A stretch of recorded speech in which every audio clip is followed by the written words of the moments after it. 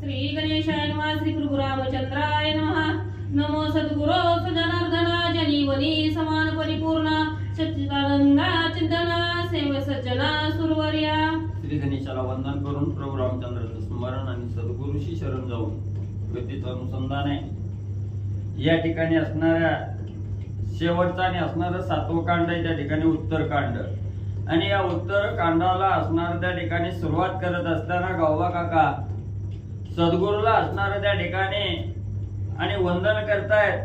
सद्गुरूचा असणाऱ्या महिमाचं वर्णन त्या ठिकाणी गावबा काका करत असताना जे असणारे सद्गुरू आहेत जनार्दन स्वामी, आणि या जनार्दन स्वामीला नमस्कार करून त्या ठिकाणी बोलू लागलेले आहेत की जनामध्ये राहणारे वनामध्ये राहणारे सर्वांवर समान त्या ठिकाणी कृपेचा वर्धास्त देवणारे आणि सच्चिदानंद देणारे त्या ठिकाणी चिदघन स्वरूप असणार त्या ठिकाणी सर्व असणाऱ्या सज्जनाला त्या ठिकाणी आणि असणारा कृपेचा वर्धास्त ठेवणारे अशा सद्गुरू जनार्दन स्वामी। तू ते गुरुत्वे बंधू जातात तव जनीवनी देखत द्रुपता कार्य कारण कर्तृत्वता तेही तत्वता न देखे। मग कसा असणारा सद्गुरूचा महिमा कसा त्या ठिकाणी गुरुला असणारा नमस्कार करत असताना किंवा वंदन त्या ठिकाणी करत असताना मग गुरु कुठं त्या ठिकाणी ओळखायचा असणारा त्या ठिकाणी जनमानसामध्ये गुरु त्या ठिकाणी बघितला गेला। वनामध्ये असणारा गुरुला त्या ठिकाणी पाहायचं म्हटलं तर तद्रूप अवस्था आहे त्या ठिकाणी।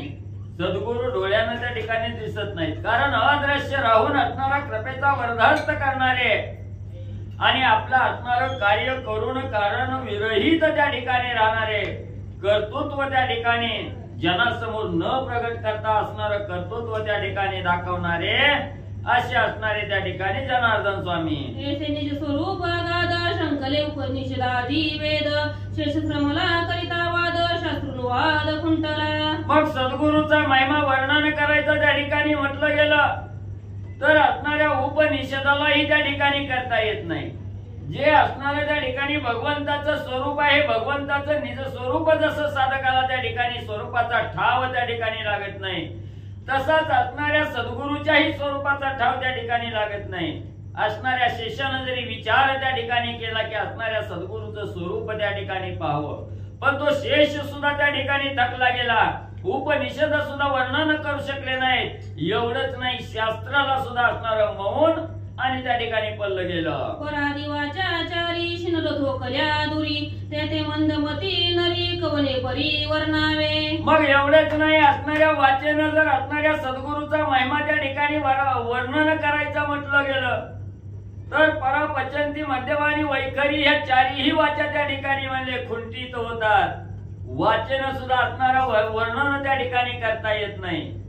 तिथं असणारा त्या ठिकाणी मी मतिमंद आहे आणि माझ्या मुखानं तर जे शास्त्राला त्या ठिकाणी वर्णन करता आलं नाही, उपनिषदाला त्या ठिकाणी वर्णन करता आलं नाही, ते मी कवन्या अर्थे मी असणारं वर्णन म्हणजे त्या ठिकाणी करावं। गावबा काका बोलतायत तुझ्या स्वरूपा नाही अंत अनंत म्हणता मती भीत द्वैतस्थानी मुख द्वैत बोल बोल तस ज्ञान। मग एवढंच नाही, असणाऱ्या भगवंताचा ठाव त्या ठिकाणी घ्यायचा म्हटलं तर असणारा अंत त्या ठिकाणी लागत नाही। भगवंत कुठे आहे हे डोळ्यानं पाहायचं म्हटलं तरी तो पाहता त्या ठिकाणी येत नाही। आणि जर शोधच त्या ठिकाणी घ्यायचा म्हटलं, अनंत ठिकाणी शोध त्या ठिकाणी घेतला तर मती सुद्धा असणारी त्या ठिकाणी मंदावली जाते आणि द्वैताच्या ठिकाणी अद्वैत त्या ठिकाणी येतं। मग तिथं असणार म्हणजे किती बी असणार त्या ठिकाणी बडबड केली तरी असणाऱ्या सद्गुरूचं गुणवाद त्या ठिकाणी करताना वाचा मौनवली जाते।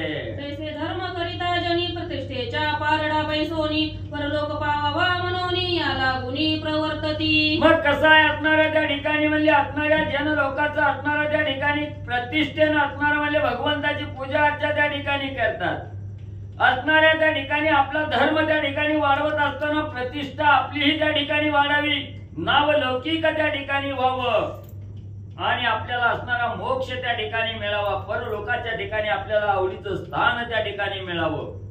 पण जे साधक असणारा त्या ठिकाणी म्हणजे अनेक सायास त्या ठिकाणी करतात, प्रतिष्ठेच्या मार्गाने असणारा त्या ठिकाणी म्हणजे पूजा अर्चा भक्ती त्या ठिकाणी करतात, ती किती बी असणारी भक्ती केली की त्या अहमपणामुळे असणारा देव त्या ठिकाणी सापडत नाही, तसं सद्गुरूचं कितीही वर्णन केलं तरी ठाव म्हणजे त्या ठिकाणी लागत नाही. मुख बांधोनी मारिता पशु अवधानी संतप्त हुताशु त्या तेही ठकूनी अमरेशु नेत या गणशु निजबळे. मग त्या ठिकाणी असणार म्हणजे कसं आहे असणार, जसं म्हणजे असणार मुख असणाऱ्या म्हणजे त्या ठिकाणी एखाद्या बकऱ्याचं असणार तोंड त्या ठिकाणी बांधायचं आणि असणाऱ्या होमाला आहुती टाकण्यासाठी तो असणारा बळी म्हणजे त्या ठिकाणी द्यायचा. तसं असणाऱ्या त्या ठिकाणी म्हणजे देवाला त्या ठिकाणी टाकवायचं आणि आपलं असणार जगलौकिकासाठी कार्य करून त्या ठिकाणी द्यायचं. फक्त असणारा होम म्हणजे बकरं असणार मारल्यानंतर होम त्या ठिकाणी शांत होतोय असं असणारे त्या ठिकाणी काही लोक मानतात. तसंच असणारं मी जगलौकिकासाठी असणाऱ्या भगवंताच्या मंदिरात यायचं, भगवंताची पूजा अर्चा त्या ठिकाणी करायची, त्यानं भगवंत त्या ठिकाणी प्रसन्न होत नाही. तसं म्हणजे किती विज्ञानी त्या ठिकाणी असला आणि सखोल असणाऱ्या भगवंताचं स्वरूप त्या ठिकाणी पाहायचा विचार केला तर तो भगवंत म्हणजे सापडत नाही. या लागी जी परस्परा गुणातीता निर्विकारा तुझ्या स्वरूपाच्या आकारा न देखो विचारा शास्त्र मते. मग याच्यासाठी म्हणजे असणारा त्या ठिकाणी परस्पर स्वरूप असणारा भगवंत आहे, गुणाच्या पलीकडे असणारा गुणातीत निर्विकार आकार नाही उकार नाही मकार नाही असा असणारा भगवंत आहे त्या ठिकाणी.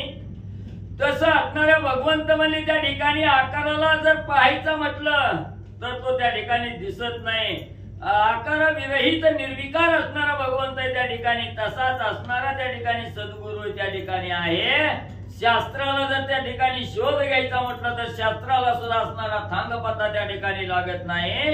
एवढं महान स्वरूप असणाऱ्या त्या ठिकाणी सद्गुरूच आहे. स्वरूपा सावत रुची उपमा काय कारण सांगा मा हे वचने कोणी म्हणे क्षमा सज्जन हो तुम्ही करावी. कसं आहे म्हणजे एखादा असणारं बी त्या ठिकाणी टाकावं, त्या बियापासून म्हणजे असणारं वृक्ष त्या ठिकाणी निर्माण व्हावा आणि त्याच वृक्षाला परत म्हणजे त्याच वृक्षाचं बी टाकायचं, नवीन वृक्ष त्या ठिकाणी तयार करायचं. त्या झाडाला जसं झाडाचीच उपमा त्या ठिकाणी देतात तसं असणाऱ्या सद्गुरूला सुद्धा म्हणजे त्या ठिकाणी दुसरी उपमाच त्या ठिकाणी द्यायला येत नाही.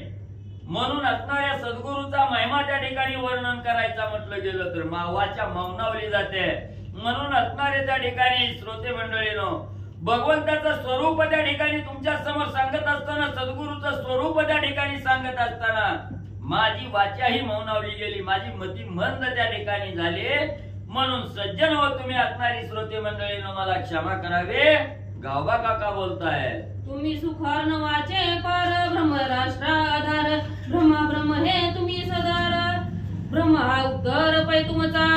मग म्हणजे त्या ठिकाणी असणारं म्हणजे तुम्ही कसं येत असणार त्या या भवरूपी संसार सागरामध्ये त्या ठिकाणी तरत जात असताना त्या साधकाला असणारा आधार देणारे आणि असणारा त्या ठिकाणी भ्रमी पूर्ण या असणाऱ्या सृष्टीमध्ये ब्रह्म स्वरूप त्या ठिकाणी धारण करून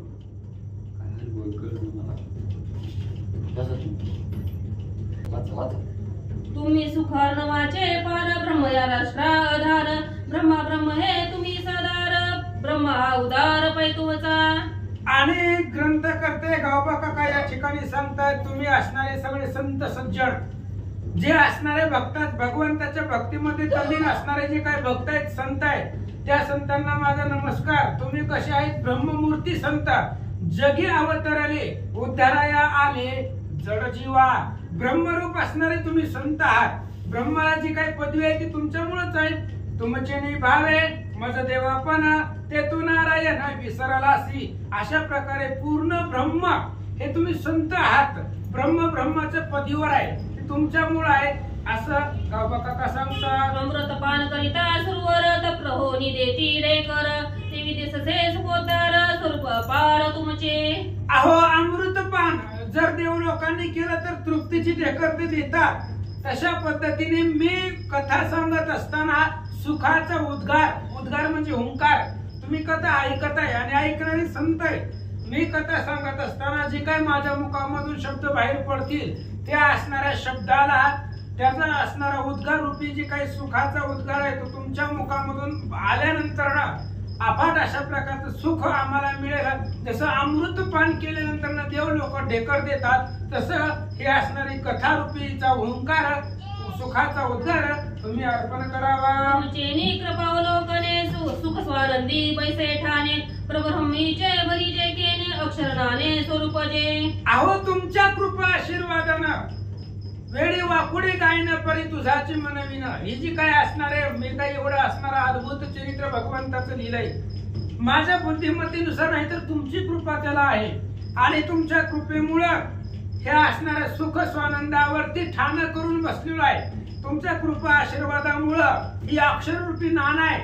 आणि ही असणार अक्षररूपी नाण जे असणारं अक्षर भगवंताच्या स्वरूपापर्यंत नेऊन पोचवतं. हे अक्षररूपी असणारी कथा तुमच्या कृपेमुळं हे असणारी परिपूर्ण करतोय असं गावबा काका सांगतात. स्वरूपापाशी तरुची उपमा घडे सेवदावया सामर्थ्य थोकडे परी तुमचे कृपा जेडे शब्द बोबडे बोलत असे. अहो तुमची कृपा आहे. मी जे काय बोलतोय ते माझ्या असणाऱ्या बुद्धिमत्तेने बोलत नाही. मी बोबडं बोलतोय.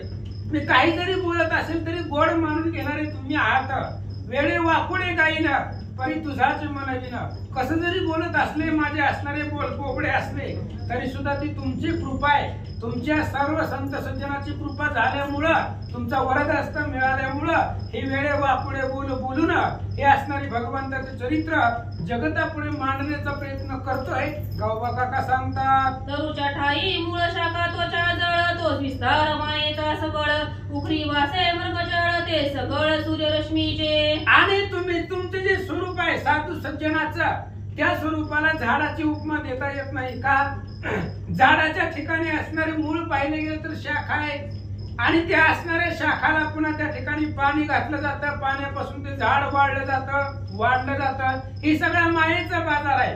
आणि माया ते असणाऱ्या तरुला असल्यामुळं त्या तरुला, त्या झाडाला तुमची जी काय उपमा आहे ती असणारी झाडाची उपमा तुमच्या स्वरूपाला, तुमच्या असणाऱ्या प्रतिष्ठेला, तुमच्या असणाऱ्या कृपेला देता येत नाही असं गावबा काका सांगतात. जैसे वटबीज अनुप्रमाण वृक्ष विस्तारला व्यापुने गगन तैसे ब्रह्म सूक्ष्म सान ब्रह्म सनातन पयसे. उदाहरण दिलं, वडाचं झाड आहे. झाड लावत असताना त्याचं मूळ बी आहे. बी सूक्ष्म असतं, लहान असतं, छोटस असतं. पण त्या बियापासून मोठा भव्य दिव्य असणारं झाड तयार होतं वडाचं. तशा पद्धतीने तुमची कृपा आहे. तुमच्यापासून तुमच्यामुळे ही असणारा ब्रह्म लहान आहे पण सूक्ष्म आहे, ती ब्रह्म पण सनातन आहे, संपूर्ण जगामध्ये व्यापक आहे असं गावबा काका सांगतात. दिटी व करिता तुम्हा प्रति मी तरी केवळ मंदमती जनक बाळ भाषणी प्रीती म्हणून विनंती करीत असे. अहो तुमच्या पुढे जर धीटपणा करायचं म्हटलं तर मी मंदमती आहे. तुम्ही कृपा केल्यामुळे मी आतापर्यंत एवढं चरित्र वर्णन केलं. नाहीतर तुमच्या पुढे धीटपणा करण्यासाठी मी कसा आहे, मतिमंद आहे. जसं वडिला पुढे लेकराने काही जरी बडबड केली तरी वडिलांना ते गोड लागतं, आवडतं. म्हणून त्या लेकराच्या पद्धतीने तुम्हाला विनंती करतो, ऐका. शिवगणामध्ये अग्रगण्य जया नाव गजवदन सद्गुरु विनायक नाही भिन्न तथापि नमन तयासी. आणि शिव महादेवाचे जे गण आहेत त्या गणामध्ये अग्र जे काय असणारे महत्वाचं मुख्य गण आहे तो गजवदन आहे, गणपती बाप्पा आहे. आणि गणपती बाप्पा आणि सद्गुरु यांच्यामध्ये भेद नाही, दोन्ही एकच आहे. जे गुरुवरी आहेत तेच असणारे गणपती बाप्पा. आणि सद्गुरुला किंवा सद्गुरुला गणपती बाप्पाच्या जागेवरती ठेवून मी त्या असणाऱ्या गणपतीला नमस्कार करतो. मूषक वाहन एक दशक शैलजा मानस चंदन उरगे कवळून विघ्न निर्विघ्न करीत असे. मूषक वाहन आहे असा असणारा गणपती बाप्पा आहे. एक दशन आहे, एक असणारे दात गणपती बाप्पा आहेत. उंदरावरती उंदीर ज्यांचं वाहन आहे अशा प्रकारचे. आणि उंदीर त्या ठिकाणी असणारं ज्यांचं वाहन आहे असे गणपती बाप्पा. नित्य निर्विघ्न करण्याचं काम गणपतीचं आहे. कुठल्याही प्रकारचं संकट भक्तावरती येऊ न देणं अशा गणपतीला विनंती करतो निर्विघ्नपणे हे असणारं भगवंताचं चरित्र पुढे चालावं असं म्हणून नमस्कार माझा गणपती बाप्पाला असो. आता वंदू शारदा जननी जिने बोलती हंसवाहिनी विना पुस्तक धारिणी सज्जना लागुनी कृपाळू. आता शारदा सरस्वती विद्येची देवता म्हटलं जातं. ती असणारी शारदा सरस्वती जी हंसावरती आरूढ झालेली आहे. हातामध्ये विना आहे, पुस्तक आहे. विद्येची असणारी माता सरस्वती, ती असणाऱ्या सरस्वतीला सगळ्या सज्जनाला की कृपाळ वाचणारी ती भगवती आहे आणि त्या सरस्वतीला माझा नमस्कार असो. तिचेही कृपा दृष्टी होय मुखी वाचते आहे पांगुळा पर्वत लंघित आहे यथा ते संदेश असे अहो ज्या सरस्वतीची कृपा झाल्यानंतर मुखम करोति वाचालम पंगुम लंग येते गिरिम यत कृपातम हम वंदे परमानंदे माधवम. अशा प्रकारे भगवंताची ते असणाऱ्या शारदेची जर कृपा झाली तर जो काय असणारा मुख आहे त्या मुखाला सुद्धा वाकशुद्धी येईल, पांगुळाला सुद्धा पर्वत चढता येईल, याच्यामध्ये तिला मात्रही संदेह नाही. फक्त कृपा त्या भगवतीची झाली पाहिजे. आता वंदी जय सद्गुरु जो का मेघापेक्षा उदारू ज्याचे निस्मरणे संसारू स्वप्नी साचारू दिसेना. आता सद्गुरूला माझा नमस्कार वंदन असो. जो असणारा सद्गुरु मेघापेक्षा उदार आहे, पावसा आकाशापेक्षा सुद्धा असणारा उदार सद्गुरु आहे आणि त्या सद्गुरूचं स्मरण केल्यानंतर ना जन्म मरणाच्या संसारामधून तरुण जाईल एवढा उदार असणारा तो सद्गुरु आहे आणि त्या सद्गुरूला माझा नमस्कार असो. ते वर्णावया वाणी वेदी मुग रोगुनी शास्त्रे नेती नेती मनोनी म्लान वदनी परतली. आणि त्या सद्गुरूचं जर वर्णन करायचं म्हटलं तर असणारा वेद सुद्धा वेदाला सुद्धा ते शक्य नाहीये, म्हणून शास्त्राला सुद्धा वर्णन करता येत नाही. सद्गुरूचं वर्णन कोणालाच करता येत नाही. अशा असणाऱ्या वर्णनाच्या पलीकडचे ती सद्गुरू शास्त्रे सुद्धा त्या ठिकाणी थोटावली गेली. वेद आहेत ते त्यांना सुद्धा मौन पडलं, खाली असणारे म्लान वदन बसले, त्यांनाही जमलं नाहीये. एवढा अफाट महिमान सद्गुरूचा आहे. आता पलिसा रामाचे चरित वाल्मिक वदला नागत तेची देश भाषा प्राकृत श्रोती चित्त पैदीजे. आता ऐका भगवंताचं चरित्र. वाल्मिकांनी अनागत भविष्य घडायच्या आधी जी काही लिहून ठेवलेलं आहे ते असणारं भगवंताचं चरित्र आहे. देश भाषा आहे, महाराष्ट्र भाषामध्ये प्राकृत मराठी भाषामध्ये तुमच्या पुढे मांडलेलं आहे. आता लक्षपूर्वक भगवंताचं चरित्र पुढचं इथून पुढं कथा ऐका. रजनीचर समस्त प्रबळ झाले जी भूत त्याच्या वदा लागी ते विभूत विनवती विष्णूसी. आणि असं झालं होतं, राक्षस वाढलेली होती आणि जमिनीला भार झालेला होता, अधर्माचं वज वाढलेलं होतं, म्हणून वत्सरूपी पृथ्वी ब्रह्मापाशी जाय नेत्र वाहे तो हे सांगत असे.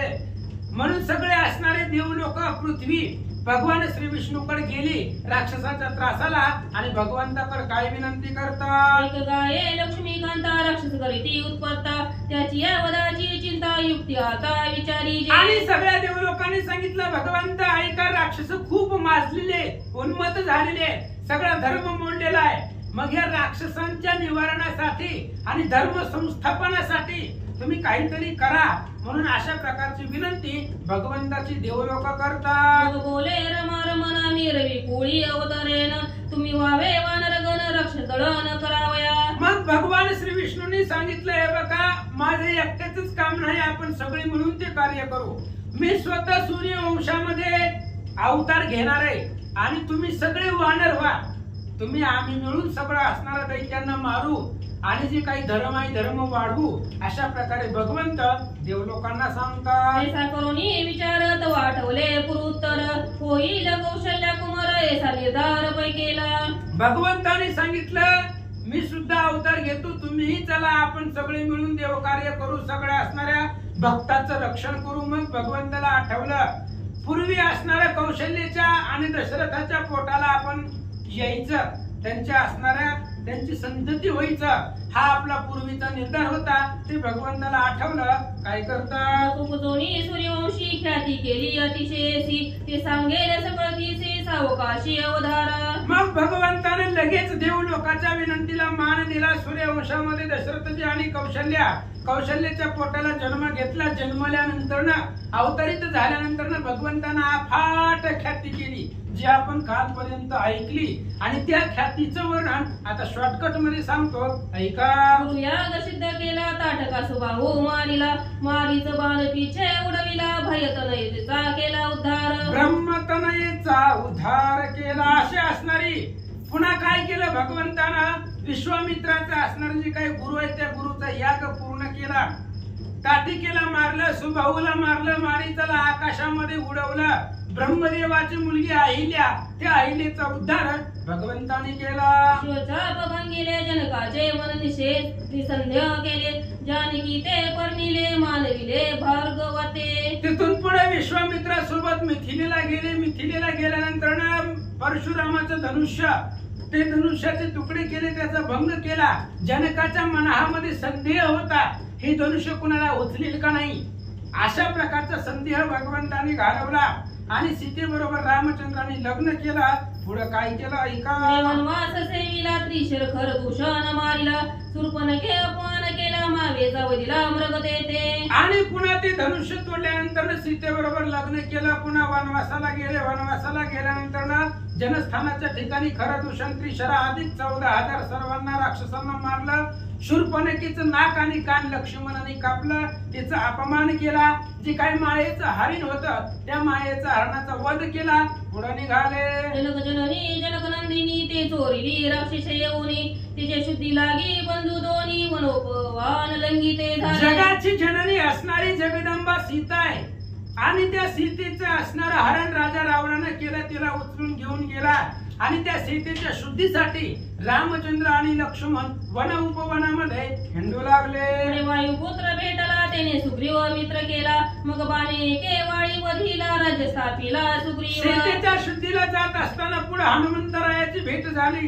हनुमंताची भेट झाली. त्या हनुमंतानं सुग्रीवाची आणि रामाची भेट करून दिली. दोघे एकमेकाचे मित्र झाले आणि मित्राचं कार्य साधण्यासाठी रामचंद्रांनी वालीला मारलं. किष्किंधेचं राज्य सुग्रीवाला दिलं. सीता शुद्धीसाठी वानर पाठवला वायुकुमार.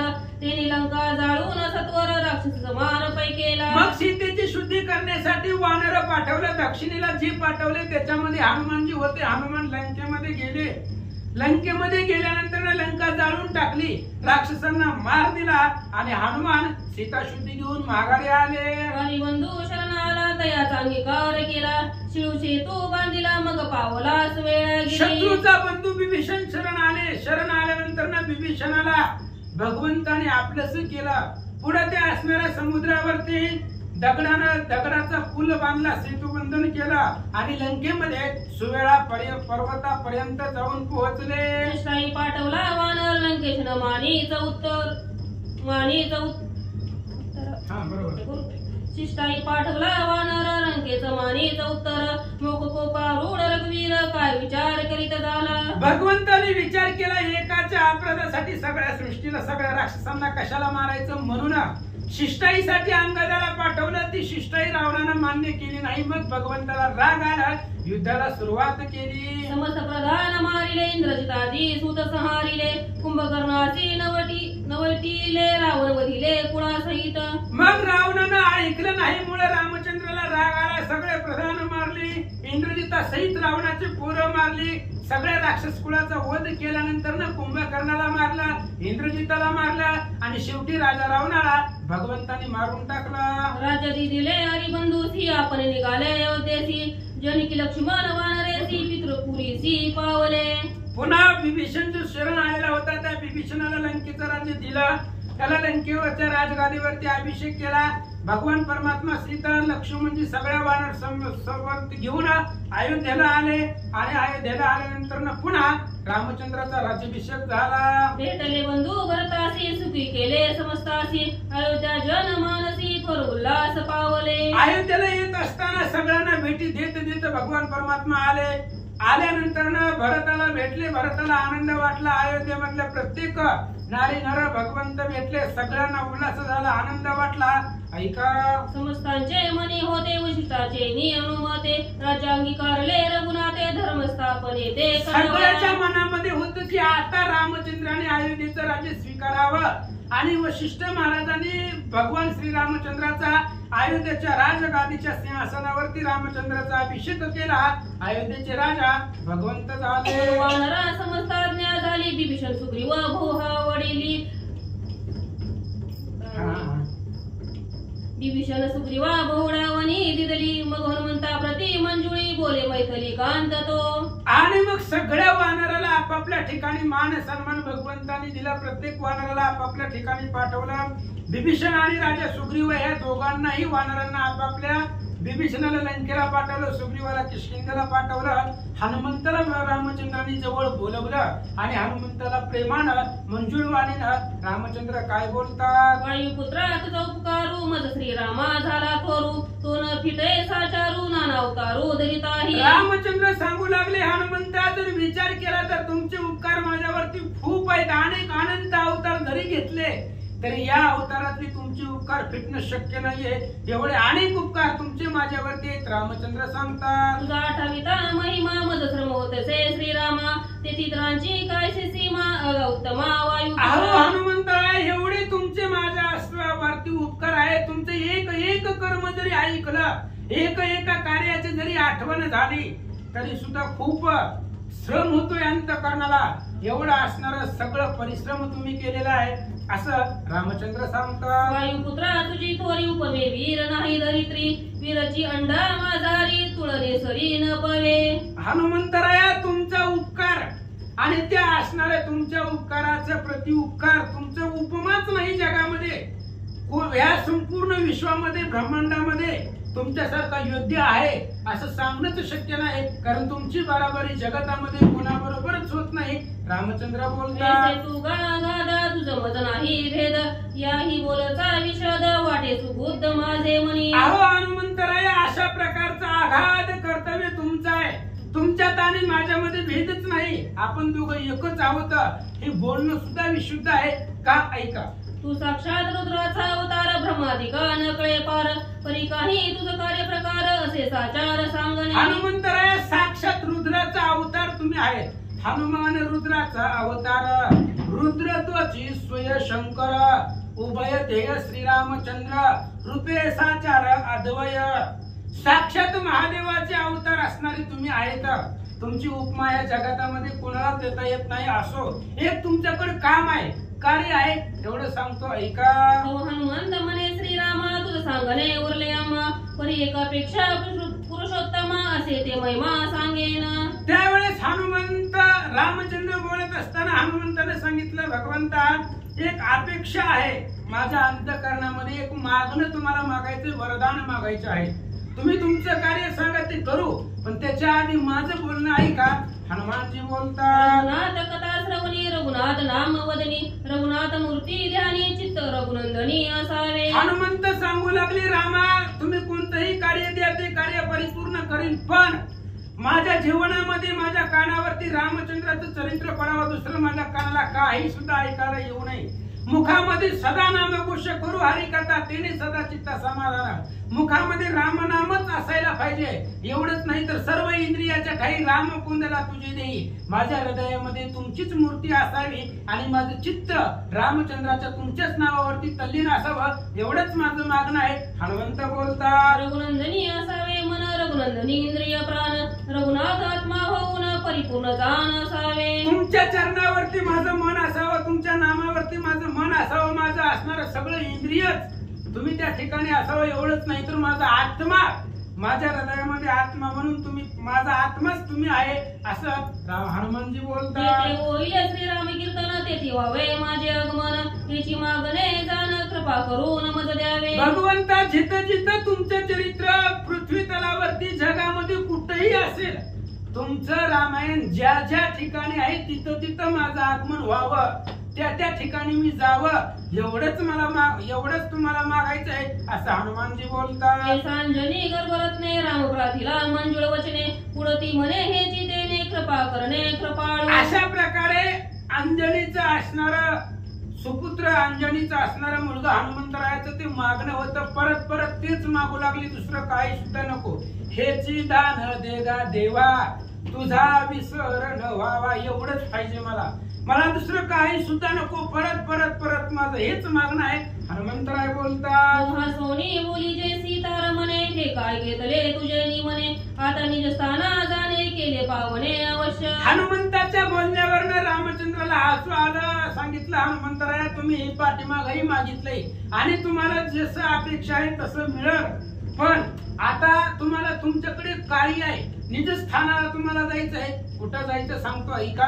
मग हनुमंते ते अवसरी प्रदक्षिणा करुनी जोडल्या करी मस्तक ठेवूनी चरणावरी अतिसत्वरी निघाला. लगेच भगवान श्रीरामचंद्रांनी सांगितल्या बरोबर हनुमंताना भगवंताच्या चरणावरती पायावरती डोकं ठेवलं, हात जोडले, भगवंताला प्रदक्षिणा केल्या आणि निघण्याच्या तयारीमध्ये होतोय तेवढ्या तो परतोही पाय कपिवीर तव श्रीराम बोले उत्तर एक आठवले कार्य थोर ते सादर अवधारी. आणि हनुमंतरायानं जाता जाता एकदा भगवंताकडे परतून माग वळून बघितलं. त्यावेळेस रामचंद्रांनी सांगितलं, हनुमंतराया आताच माझ्या मनामध्ये मला एक कार्य आठवले, जे तुमच्याकडे काम सोपवावं असं माझ्या डोक्यामध्ये एक विचार आलाय, सांगतो ऐका.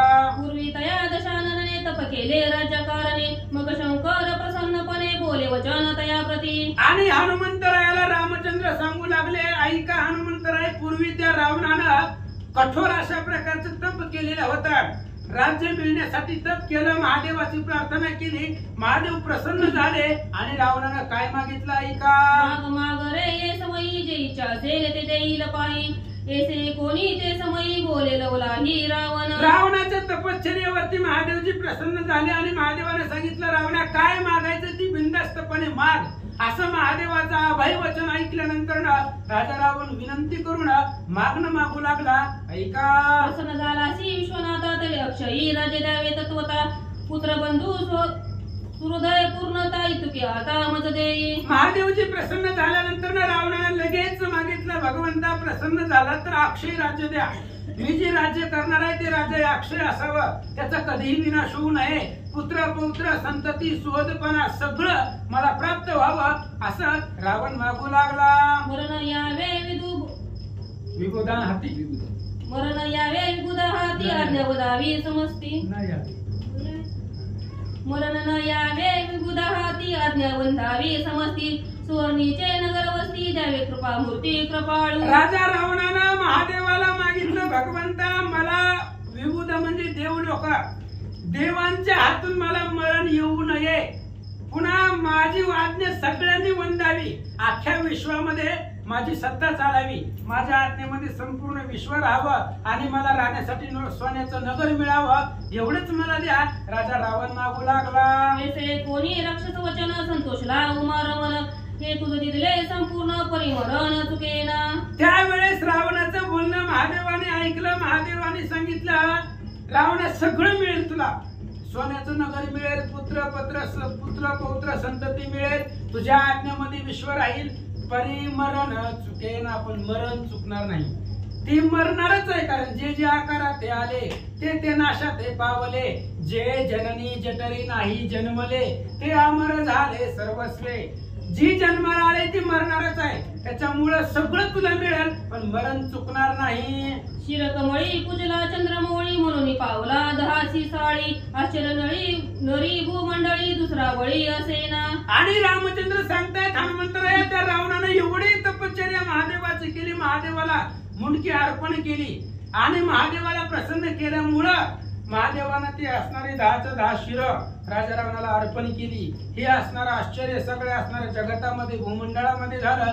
रावणासारखा बलवान जगतामध्ये दुसरा योद्धा नाही असं भगवंत सांगतात. तुसारी कुशे जगन्नाथा माझा कोण प्राण हाता तो सांगा माझी आता संदेश तत्वतान धरावा. महादेवाने सांगितलं सगळं मिळेल पण मरण चुकणार नाही. त्यावेळेस लगेच रावणाने विचारलं, मरण आहे म्हणतो मला, मग कोणाच्या हातून आहे सांगा, मला मारणारा जगतामध्ये कोण आहे, माझा प्राण हरण करणारा या जगामध्ये कोण आहे ही मला सांगा, असं महादेवाला रावण विचारू लागला. शरीर असे प्रारब्धहीन दुःख दुःख भोगी प्रारब्धे करून ब्रह्माधिकान सुटे जाण प्रारब्ध पूर्ण बळवंत.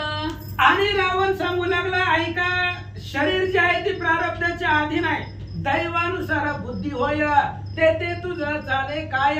माणसाची बुद्धी ही त्याच्या प्रार्थनेनुसार चालत असते, म्हणून एकमेकाला बोल ठेवून याच्यामुळे झालं त्याच्यामुळे झालं, कुणाचं वाटलं कोणामुळे काही होत नाही. शरीर प्रारब्धाच्या अधीन आहे, माणसाचं जीवन त्याच्या नशिबाच्या बाहेर कुणाला जाता येत नाही. सुख दुःख जी माणसाला आहे ती त्याच्या प्रारब्धानं भेटतं. प्रारब्ध ब्रह्मादिक देवादिकांना सुटलं नाही असं सांगू लागले. प्रारब्धे इंद्र भागांकित प्रारब्ध आहे जडत्व प्राण प्रारब्धे शुकनग्न भूत पृथ्वी स्वइच्छा. प्रारब्धाने इंद्राच्या असणाऱ्या शरीराला 1000 भाग पडली गेली, प्रारब्धामुळं आईला जड दगड व्हावा लागला.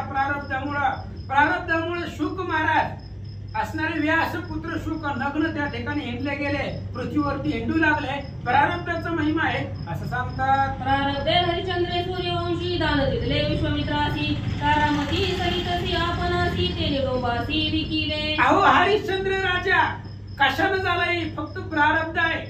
फक्त शर्यत लागली होती महाराज विश्वामित्राची आणि वशिष्ठ महाराजाची. ह्या शर्यतीमध्ये असणाऱ्या हरिश्चंद्राला रान हिंडावं लागलं, बायका मुलाला विकावं लागलं आणि डोंबाच्या इथं मसलवाद्यामध्ये राखण म्हणून राहावं लागलं. ही कशामुळे घडलं? प्रारब्ध आहे. प्रारब्ध कुणालाही चुकत नाही असं सांगतात. प्रारब्धे दमयंती नळ तेने भोगिले अवकळा, प्रारब्धे बळी भूपाळा तेने पाताळा वामने. अहो नळ आणि दमयंती काय त्या नळ राजाची आणि दमयंतीची अवस्था झाली. एकच वस्त्र होता. नळ राजाने बघितलं ते दमयंतीला अरण्यामध्ये असणाऱ्या वसाळ अरण्यामध्ये पडलेली अंगावरचं वस्त्र कापलं, अर्ध वस्त्र तिच्या अंगावर टाकलं, ह्या असणाऱ्या अर्ध्या वस्त्रामध्ये नळ राजा तिला सोडून गेला. ही प्रारब्धानं घडलं गेलं. नळ आणि दमयंतीची जी अवस्था झाली ती प्रारब्धानं झाली. प्रारब्धाने त्या ठिकाणी बळीला पाताळामध्ये घातलं गेलं. प्रारब्धाचंच कर्म आहे असं सांगू लागले. प्रारब्धे श्री वामनासी हुजतन पण परियेसी, प्रारब्धे निचत्वतयासी यासी भूमीसी तीन पावजे. प्रारब्ध आहे. आता वामन म्हणजे भगवान श्री विष्णू आहेत ते, आणि त्या असणाऱ्या भगवंताला सुद्धा प्रारब्ध चुकलं नाही. बटू वामन त्या ठिकाणी व्हावं लागलं. आणि अतिशय नीच काम म्हणजे काय? द्वारपाळ. बळीच्या दरवाजामध्ये द्वारपाळ म्हणून वामनाला राहावं लागलं. अशा प्रकारे प्रारब्ध देवाधिक ब्रह्माधिकांना सुद्धा सुटलं नाही असं रावण महादेवाला सांगतो. श्री गणेशाय नमः, श्री सरस्वते नमः, श्री प्रभू रामचंद्राय नमः. प्रारब्धे श्री वामनासी, बरोबर आहे का? प्रारब्धे श्री वामनासी पुजटपणा परियेसी, प्रारब्धे निचत्वत्यासी याची भूमीसी तीन पावले. झाली होती ती. प्रारब्धाचा थोरागाता सृष्टी करताना सोडित, सरस्वतीची दे कोणी भ्रांत, प्राकर्त ते कवणेकडे. असो पांडुरंगा कोर प्रथम दुसरे चरण संतांच्या त्यांच्या कृपा आशीर्वादाने कथित विस्तार बाबाजी सद्गुरू असतो का. बसलेले सर्व श्रोते मंडळी साधू संतांना साष्टांगपणे करून कथेला सुरुवात करते. अनुसंधान प्रारब्ध कोणाशी टळेना प्रारब्धाशी आयशी, देणं झाले पांड कृष्ण साहेब पांडवाशी तरी ते भोगिती नसतं ते वेशी. प्रारब्ध कोणाला टळ नाही. प्रारब्धाने असणारा ब्रह्मदेव ज्यांनी 4 खाली 184 निर्माण केली, पण तो ब्रह्मदेव सुद्धा आपल्या स्वतःच्या मुलीच्या पाठीमाग पळाला. असं प्रारब्धाने ब्रह्मदेवाला सुद्धा सोडलं नाही. या लागी शैलजनाता प्रारब्ध बळवंत समजता, त्या प्रारब्धाची महिमा वर्णिता शेषई सर्वता. याच्यासाठी प्रारब्ध अतिशय बळवंत आहे. जसं आपलं गावरान गायचं वासरू सोडल्याबरोबर आपल्या गायीकडेच जावं, तसं प्रारब्ध आपल्याकडेच येतं. वाढली होत नाही, कुणाकडे कुणाचं येत नाही, जात नाही. अशा प्रकारचं असणारं प्रारब्ध आहे. अतिशय बळवंत. प्रारब्धाचा महिमा जर वर्णन करायचं म्हणलं तर शेष सुद्धा वर्णन करून करून थांबला. न कळे विष्णूचे अवतार, न कळे समुद्राचा पार, न कळे आकाशाचा विस्तार, न कळे ईश्वराचा महिमाच कधी कळू शकणार नाही का. तर हरी अनंत, हरी कथा अनंत, अनंत भगवंताचे अवतार आहेत. त्याच्यात असणारा 19वा अवतार प्रभू रामचंद्राचा सांगतात. भागवताप्रमाणे 24 अवतारापैकी अनंत असणारे भगवंताचे अवतार झालेले आहेत. म्हणजे अनंत जसं असणारा समुद्राचा असणारा पार आजपर्यंत कोणाला कळत नाही, आकाशाचा विस्तार कोणाला कळत नाही, तसं भगवंताचा महिमा आजपर्यंत कोणाला कळला नाही. न कळे शंभूचे ताप, न कळे विष्णूचा प्रताप, न कळती योगेश्वरा मूप, कोण कोटे विचरती. आजपर्यंत महादेवजीचं तप कोणाला कळलं नाही, विष्णू भगवंताचा प्रताप कोणाला कळलं नाही. एवढंच नाही, योगेश्वर, योग आणि ईश्वराला जोडणे ह्याला म्हणतात असणार योगेश्वर. ईश्वराला जोडणारे जसं अनेक जगताच्या ठिकाणी जसं फिरतात, आजपर्यंत थांगपत्ता कळला नाही ते. न कळे ध्रुवाची थोरी, न कळे पंडिताची चतुरी, न कळे हा काम वैरी, कोणावसरी आजपर्यंत असणार 5 वर्षाचा ध्रुवबाळा, पण त्या ध्रुवबाळाची थोरी कुणाला कळली नाही. पंडित असणारा त्याला पंडित त्यालाच म्हणते ज्याच्या बुद्धीचे ठिकाणी अतिशय तल्लक असतं. असं पंडिताची चतुरी आजपर्यंत कुणाला कळलं नाही. एवढंच नाही, कामरूपी वैरी कुठे डोकं काढते वर आजपर्यंत कोणाला कळलंच नाही. न कळे आईचे थोरपणा, न कळे बिनाचे चळण, न कळे विहंगम उड्डाण, स्थूल स्थान ने नव्हे पृथ्वीचं थोड पण कोणालाच कळलं नाही म्हणलं. एवढंच नाही, चित्ताच असणार चित्त कोणाचं कसं आहे हे कळलंच नाही. आणि ज्याचे त्याचं असणारे कर्म एवढं बळवंत आहे, एवढं बळवंत आहे, थोडं का मोठं आजपर्यंत कोणालाच कळलं नाही. न कळे स्त्रियेचे चित्त, न कळे कर्म बळवंत, न कळे ब्रह्मरेखा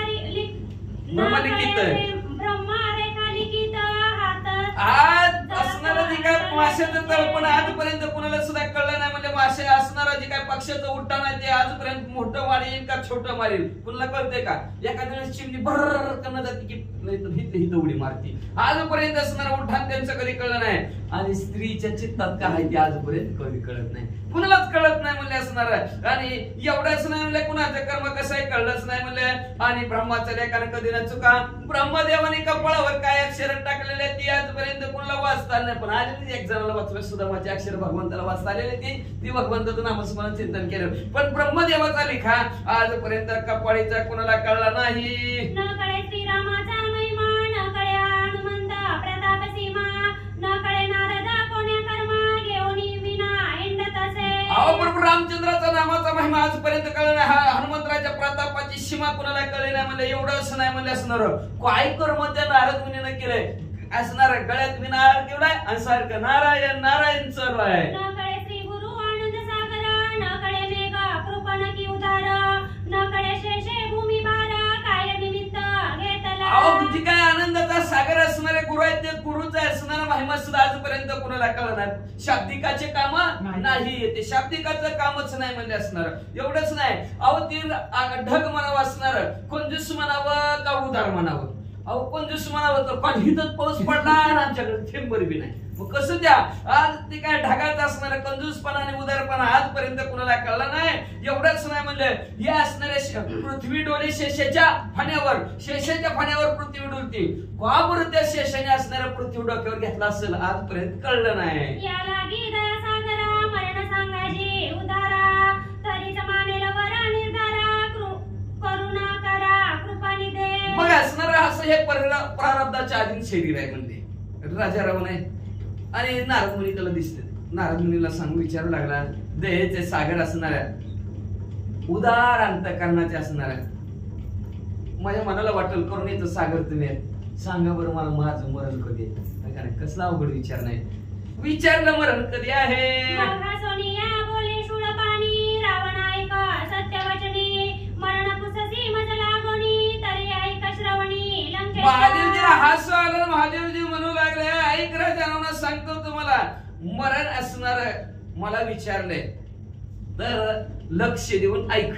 वाराणसीच्या उत्तर पारी अयोध्या नामे महानगरी, येथे आजीची उदरी होईल क्षत्री दशरथ. ऐका राजा रावण. आता राजा रावण त्यावेळेस महादेवजीला माहिती होतं राजा रावणाचं. मग आपलं माहिती नसेल, आपलं सुद्धा माहिती असतं, फक्त डिक्लेअर केलेलं नसतं. ज्या दिवशी जन्मले त्याच दिवशी मरायची तारीख फिक्स असते टाकलेली. कुठं कसं काय मरणार सगळं लिहिलेलं असतं. फक्त निमित्त तिथपर्यंत गेला काय कळलं नाही. ठिसला पण नेला त्या दिवशी तुझं लिहिलेलंच होतं. किती बी अडवायचा प्रयत्न करा काही करा संपतच. आणि अशा प्रकारचं असणारा महादेवजी राजा रावणाला सांगू लागले ऐक राजा रावणे असणारा वाराणसी आहे त्याच्या उत्तर दिशेला अयोध्या नगर आहे. त्या अयोध्या नगराच्या ठिकाणी आज राजा आहे. आज राजाच्या पोटी दशरथ राजा जन्माला येतील.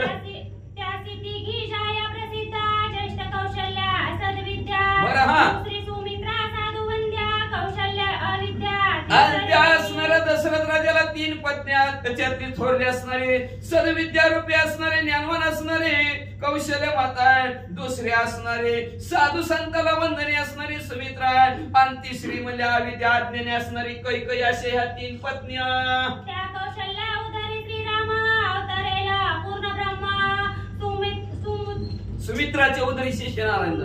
उदरी शेष परम पुरुषोत्तम जन्मेला. आणि त्याच कौशल्य मातेच्या उदराच्या ठिकाणी प्रभू रामचंद्र पूर्ण ब्रह्मा अवताराला येतील. आणि सुमित्रेच्या पोटाच्या ठिकाणी म्हणले असणारा शेषनारायण पुरुषोत्तम असणारे अवतरित होतील. कैकई उदरी भरत शत्रुघ्न दोघे पुत्र सुलक्षण, चौघे कीर्तिवंत गण पुण्य पावन. कैकईच्या उदराच्या ठिकाणी भरत आणि शत्रुघ्न असे हे महान कीर्तिवान पृथ्वीच्या तलावर जन्माला येतील बाबा. त्या रामास्ते तुझा घात होईल जाणं निश्चित, हे ऐकून तटस्थ चिंताक्रांत. त्या प्रभू रामचंद्राच्या हातून तो मरशील म्हणल्यावर राजा रावण ततस्तत की धरून आणले काळजीच करायला लागला त्या दिवसापासून. ऐसा तो राक्षस संहारीला सहपरिवारे निर्दाळीला सिद्धी झाली देव कार्याला आनंद आणि असं तर राक्षस राजा रावण संपवलं, आपल्या परिवारासहित संपवलं, देवांचं कार्य परिपूर्ण झालं, सगळ्या संसाराला आनंद झाला. तरी तुम्ही आता ऐकीजे स्त्री राज्यात आपण जाईजे तयांचे संगोपन कीजे सावचित्ते बरी वियापरी. मग आता असणारे प्रभू रामचंद्र हनुमंतरायाला सांगू लागलेले आहेत, आता तुम्ही काय करा, आता माझा ऐका, तुम्ही स्त्री राज्यात जावा. बघा ते नवनाथामध्ये कथा आली, हनुमंतराय स्त्री राज्यात गेले. मग असणाऱ्या स्त्री राज्यात जावा आणि तिथलं व्यवस्थित असणार विचार असणारा राज्य कारभार व्यवस्थित चालवा. ते संचारण होऊ द्यावा पुरुषाचा राज्य धर्म रक्षावा तयांचा षण्मासाच्या अतिबुभुकाराच्या घर गजवे पुरुषाचा गर्भपात. तुम्ही तिथं असणारा त्या स्त्री राज्यामध्ये पुरुषाला येऊ देऊ नका आणि राजाचा धर्म असा चालवा 6 महिन्याला तिथं भुभुकार टाका आणि तुम्ही भुभुकार टाकल्या बरोबर पुरुषाचा गर्भपात होईल. ऐसे ते राक्षस रक्षणासावे कार्य पडलिया ते येते यावे येणे उत्तरे राघवे हनुमान गौरवे आज्ञापी. अशा प्रकारे स्त्री राज्याचं रक्षण प्रभू रामचंद्राने हनुमंतरायाला सांगितलं. ज्या ज्या वेळेस काम पडेल त्यावेळेस माझ्याकडे तुम्ही बिंदास्त या म्हणले असणारे अशा आज्ञा हनुमंतरायाला प्रभू रामचंद्राने दिली. या लागी गावायु सुता कार्य असावे सादरता षण्मासांती तत्वता भुभुकारता. याच्यासाठी हनुमंतराय आपल्या कार्यात तुम्ही तत्पर राहा. 6 महिन्याला भुभुकार स्त्री राज्यात टाका. तया भुभुकारे करून सिद्ध कार्य होईल जाण ऐसा श्रीरामे वर देऊन हनुमाना लागी गौडविले. अशा प्रकारे तुम्ही भुभुकार केलं की असणार तुमचंही काम होईल, माझंही काम होईल म्हणजे असणार अशा प्रकारचा आशीर्वाद प्रभू रामचंद्राने दिला आणि हनुमंतरायाचे असणारे तिथून म्हणजे रवानगी केली. ऐसी आज्ञा केली सीतारमणे ती शिरी वंदिली वायुनंदने पुढे कथा वर्तिली ती वचने सावधाने. असो अशा प्रकारची आज्ञा प्रभू रामचंद्राने हनुमंतरायाला दिली. हनुमंतरायाने आज्ञा शिरसामध्ये मांडली, स्त्री राज्यात उड्डाण मारलं. पुढे कथा काय झाली ऐका. अनागत भाष्य रामायण वदला वाल्मिक आपण संख्या शतकोटी प्रमाण ते कथानुसंधान अवधान. असो म्हणजे असणाऱ्या अनागत मध्ये भविष्य रूपी असणारे कथा म्हणून रामायण इतिहास बी आहे आणि नाटक पण आहे. इतिहास म्हणजे पूर्वी लिहिलं आणि नाटक म्हणजे ते लिहिलं तसं वागणं त्याला नाटक म्हणतात. वाल्मिक ऋषीनं लिहिलं असणार आणि तशा प्रकारे देवाला वागवा लागलं. अशा प्रकारचं असणार शतकोटी 100 कोटी श्लोकाचं रामायण वाल्मिक ऋषीनं लिहिलं गेलं आणि ती कथा ऐका म्हणतात. वाल्मिक थोरा उपकारी झाला आपण तरुणी जनतारीला रामनामाचा सुकाळ केला जन लाविला मोक्ष पंथे. थोर उपकार असणारा वाल्मिक ऋषीनं आपल्यावर केला. स्वतःही रामनामाने तरला आणि अख्ख्या जगात रामनामाचा सुकाळ केला आणि जन असणारा मोक्ष पंथाला ह्या वाल्मिक ऋषीनं लावलं. आपण तरुणी वा, वा, वा, वा. चैतन्य संसारी तयावंदी जय सुरवरी स्वयं श्री हरी सन्निधी. लक्षात ठेवा आपण तरुणी इतरांशी तारे तोच असणारा धन्यवाद का जगताच्या ठिकाणी ह्या संसाराच्या ठिकाणी. किती पुण्य लागेल महाराजाला आहे का नाही. स्वतः नामस्मरण करते तर एवढ्याला नामस्मरण करायला होते आहे का नाही. तोच एक दान शिरोदाता जो हरी नाम स्मरवी दान शिरोदाता जगताच्या ठिकाणी कोण असेल तर भगवंताचं नामस्मरण करायला लावणारा आणि स्वतः आपण करतोय आणि दुसऱ्याला ताणतोय तो धन्य जगताच्या संसारी म्हणजे असणार त्याचं असणारं वंदन करा.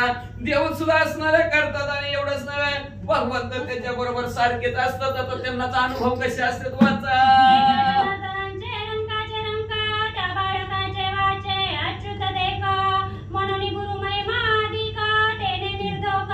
असं मी त्या असणाऱ्या जनार्दन स्वामीच्या सेवकाचा सेवक आहे आणि त्या बाळकाच्या वाचेमध्ये असणार अच्युताचं असणारं चरित्र त्या भगवंताचं चरित्र भगवंताचं वर्णन केलं म्हणजे असणार आणि गुरुचा महिमा आधी एक आहे भरपूर आहे असणार बरं का.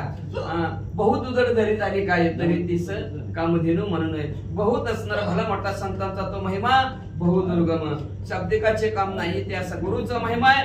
तर निर्दोष असणार आमचे वाण म्हणून त्या सद्गुरूच्या कृपेने तुमच्या समोर मांडा म्हणतात. स्वाती श्री भावार्थ रामायणे उत्तरकांडे एकाकाळी